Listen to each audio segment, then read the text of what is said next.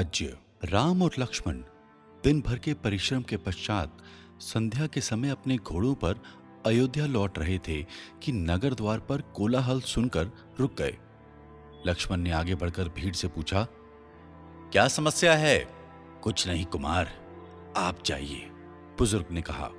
नहीं, समस्या है और मैं कहने से नहीं डरता, एक युवक ने आगे बढ़कर कहा। हाँ कहो। इतने में राम भी वहां पर पहुंचे। एक पल के लिए सब सकपका गए। राम ने उस युवक के कंधे पर हाथ रखते हुए कहा, यह राष्ट्र तुम्हारा भी उतना ही है जितना मेरा। हमारे काम अलग अलग हो सकते हैं, परंतु अधिकार समान है। इस भय का अर्थ है तुम स्वतंत्र अनुभव नहीं करते। करता हूं राम, परंतु तुम्हारे पास धनुष बाण है, इसलिए डरता हूं, युवक ने कहा। इतने में एक स्त्री उलझे बाल लिए अस्त व्यस्त दशा में राम के समक्ष आ गई। मैं बताती हूं राम, मैं इसकी पत्नी राधा हूं और यह जौहर है। हम दोनों यहीं सरयू के घाट पर दूसरों के कपड़े धोकर जीविका चलाते हैं।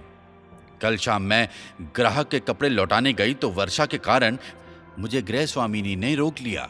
रात भर पानी बरसता रहा और मैं घर नहीं लौट पाई। आश्रयदाता का आभारी होने की अपेक्षा यह मुझ पर संदेह कर रहा है कि मेरे गृह स्वामी के साथ अनुचित संबंध हैं और यह मुझे अपने घर तो क्या नगर में भी नहीं रहने देगा। यह कह रहा है कि अपने मायके जो यहां से 2 दिन की दूरी पर है लौट जाऊं। राम ने धोबी की तरफ देखा। हाँ राम, यह सच है। मेरे लिए स्त्री की पवित्रता ही सब कुछ है और क्योंकि आपने मुझे मेरे विचारों की स्वतंत्रता दी है तो कह दूं, मैं राम नहीं हूं जो महीनों किसी और के घर आई पत्नी को अपना ले। राम का चेहरा विषाद से पीला पड़ गया, परंतु लक्ष्मण का चेहरा क्रोध से तमतमा उठा। नागरिक, मर्यादा में रहो।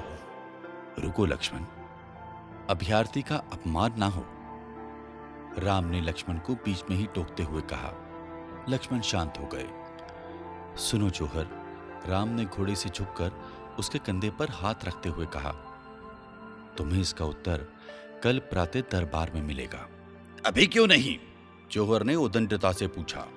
राम मुस्कुरा दिए, क्योंकि अभी तुम बहुत उत्तेजित हो और स्थिति को और किसी दृष्टिकोण से समझने की स्थिति में नहीं हो। राम और लक्ष्मण प्रणाम कर आगे बढ़ गए। राम अपने कक्ष में पहुंचे तो सीता ने क्लांति का कारण पूछा। राम ने सारा प्रसंग बता दिया। सीता मुस्कुरा दी और भोजन की व्यवस्था में जुट गई। वह जानती थी कि राम का उत्तर क्या होगा। अगली सुबह राम का दरबार ठसाठस भरा था। राम का अपना पूरा परिवार था। प्रजा अपना सारा काम छोड़कर राम का न्याय सुनने आई थी। लोग दरबार के बाहर भी बहुत दूर तक फैले थे। वे जानते थे कि जो तर्क राम देंगे उसे आने वाले युग सहजता से काट नहीं पाएंगे। राम ने सदा की भांति पहले सबके हित के लिए और सद्बुद्धि के लिए प्रार्थना की, फिर कहना प्रारंभ किया, कोई भी संबंध विश्वास पर टिका होता है। यहां जौहर ने राधा पर अविश्वास करके अपने आत्मविश्वास की कमी का परिचय दिया है।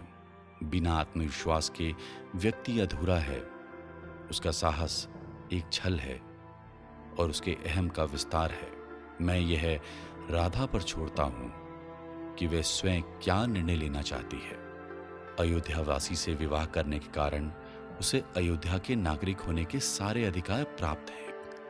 राधा ने कहा, राम, मैं इसके बच्चे की मां बनने वाली हूं और आज से पहले इसने कभी ऐसा दुर्व्यवहार नहीं किया, इसलिए मैं इसे क्षमा कर एक अवसर साथ रहने का और देना चाहती हूं। जौहर ने भी अपनी भूल मान ली और राम का आभार अभिव्यक्त किया। राम ने मुस्कुराकर उन दोनों को आशीर्वाद दिया और एकत्रित नागरिकों से कहा, सीता के विषय में मुझे स्पष्टीकरण देने की आवश्यकता नहीं।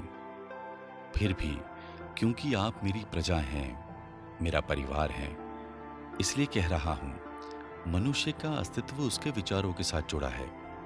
व्यक्ति बीत जाता है, परंतु उसके विचार युगों तक रहते हैं।